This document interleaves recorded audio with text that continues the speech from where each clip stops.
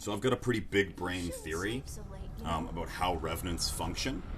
This is based on nothing, absolutely zero factual evidence or implications, but I'm pretty certain revenants are connected to the world via a secondary reality known as the blood dimension, and that's where she was right there. That blue reality you walk in when you're exploring memories is the blood dimension. Where am I? So, this might be a dream sequence in the blood dimension. Well, that's the scientific term.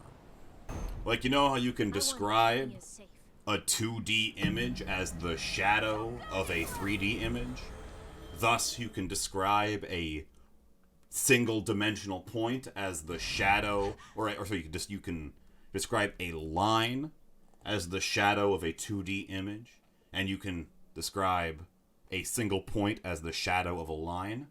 You can describe the real world as a shadow of the blood dimension. It's like, instead of viewing the world in 3D, pig disgusting, it's 4D, BD, blood dimension.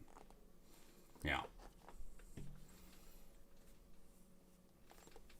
We're not 3D PG anymore. Or 3D PD. We're 4D BD. Tactical lingerie. So females have a special link to the blood dimension due to higher internal body temperature. So this means that the less clothing they wear, the faster they can connect to the blood dimension. That's the only explanation I've got. That's why all the women wear really skimpy clothing. Nanachi, my theories are flawless, and there's no proof as to what anything I'm saying could be wrong. That'll hold up in court. You're right. The thing is, I cannot explain the blue memory realm right now. So I'm trying to facilitate that to fit into other working theories of what we know. So I'm pretty sure that the reality marble we're all trapped in, the bubble created by the Queenslayer operation, why does every blood vein we find lead back to the has something to do with, meaning we are in the blood realm of the real world. So the blood realm of the blood realm is what we're seeing. But we've been everywhere.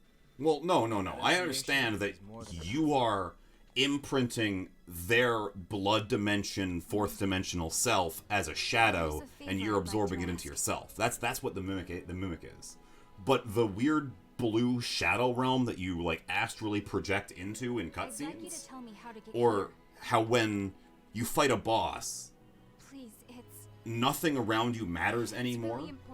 So like, for example, when this lady was crying over the ashes of her dead brother, she was in the middle of a boss arena, and the boss showed up, and we started fighting the boss. I'm not sure of the path. So we can then assume that we fought the boss in the boss's version of the blood dimension, as to not have friendly fire or like miscellaneous attacks hit this girl while she's mourning over the ash.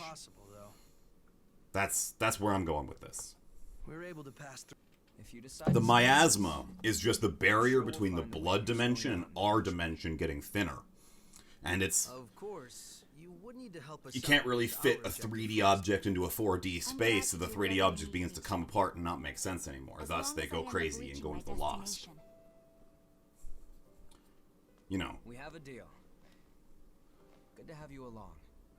Well, no. It's not. It's more anti-considerate because the blood dimension only allows things that it perceives, and the boss doesn't perceive the NPC. Thus, the NPC doesn't exist in that boss's blood dimension. It's not impossible, though.